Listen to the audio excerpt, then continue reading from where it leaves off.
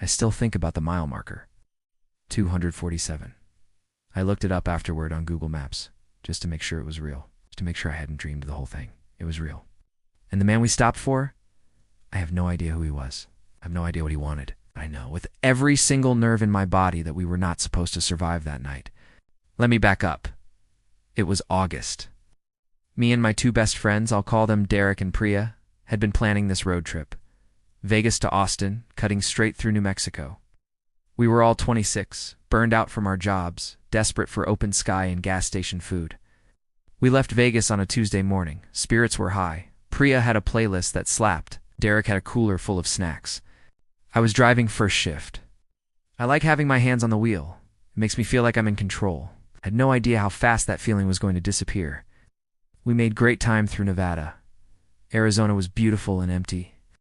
By the time we crossed into New Mexico, the sun was going down.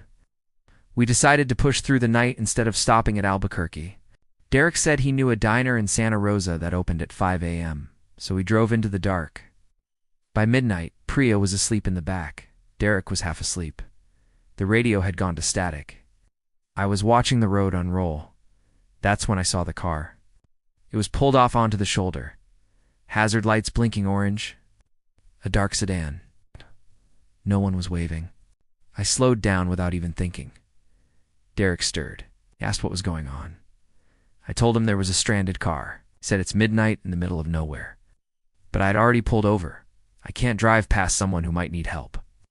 I put my flashers on and told Derek to stay in the car. I grabbed my phone. The desert was silent and smelled like hot metal. I got within 10 feet of the car, and that's when I saw him. He was sitting in the driver's seat, perfectly still, staring forward. I knocked on his window. He turned his head slowly. He smiled. The smile didn't match anything. It made my stomach drop. He rolled down the window manually. His voice was calm. He said, "Oh, I'm so glad you stopped. I've been waiting." I asked what was wrong. He said the engine died and he needed a jump. But something was wrong. His hood was down. I told him I'd grab cables and asked him to pop the hood. He just sat there. He said he was just enjoying the company. My heart rate went to alarming. I took a step back, walked back to my car, fighting the urge to run. I got into the driver's seat and locked the doors. I told them we needed to go. Something was really wrong with that guy. In my rearview mirror, I watched the man get out of his car. He didn't wave. He just stood on the shoulder and watched us drive away. I drove at 100 miles an hour. Derek said there were no gas stations for 40 miles. Why was he just sitting there? We pulled into a gas station in Santa Rosa at 2 a.m. The cashier took one look at my face and asked if I was all right. Right. I told her about the mile marker in the sedan. She got quiet. She said a girl went missing near there 2 summers ago. The woman's name was Carla.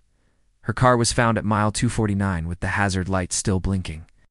The hood was down. I think about hazard lights in the dark. If you're ever driving alone and see a car pulled over with no one standing next to it, keep driving, because some people pull over looking for the kind of person who stops. Don't be that person. Not at midnight. Not ever.